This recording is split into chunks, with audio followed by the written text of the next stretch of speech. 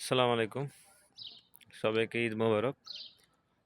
এখন আমার সময় হচ্ছে আপনার প্রায় 2:30টার মতো বাজে। এখন আমি যে আছি দেখতে পাচ্ছেন আমার ক্যাম্পে, এই ক্যাম্পটি পুরো এখন ফাঁকা। আজকে বলতে গেলে আমাদের চাঁদ রাত। আজকে এখানে চাঁদ রাত, কালকে ঈদ। কিন্তু দেখেন হয়তো আজকে যদি দেশে থাকতাম, তাহলে হয়তো এই মতো যদি রাস্তা দিয়ে হাঁটতাম না, অনেক মানুষকে দেখতে পারতাম। সবার ভিতরে একটা আনন্দ ফিল হতো। আর আজকে সবাই নিশ্চিন্তা ঘুমাইতে আছে। সকালবেলা দেন ঈদ, এটা কি ঈদ না অন্য কি? প্রতিটা ক্যাম্প দেখতে পাচ্ছেন, সবাই সবাই সবাই নিয়ে ব্যস্ত। হয়তো অনেক লোকের আপনার ডিউটি আছে, কালকে ঈদের দিনও ডিউটি আছে।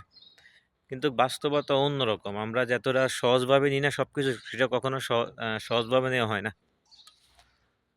ঈদটা জিনিসটা কি, সেটা হয়তো প্রবাসীদের মাঝে নেই। হয়তো যখন যে প্রবাসী বাড়িতে কথা বলে তখন হয়তো সেটা অনুভব করতে পারে সেটা ঈদ। আসলে বাস্তবতা এমন, বাস্তবতা আপনাকে মানতে হবে ভাই। আসলে কি আর বলবো, এটাই বুঝাতে চাচ্ছি। হয়তো আমাদের এশিয়া কান্ট্রিতে কয়েকটা রাষ্ট্রতে আসলে ঈদের যে একটা থাকে আনন্দ, সেটি থাকে। কিন্তু বিদেশের মাটিতে ভাই, যারা কাজ করে বা যারা প্রবাসীতে আছে, তাদের ভিতরে ঈদের আনন্দ বলতে কিছুই নেই টোটালি।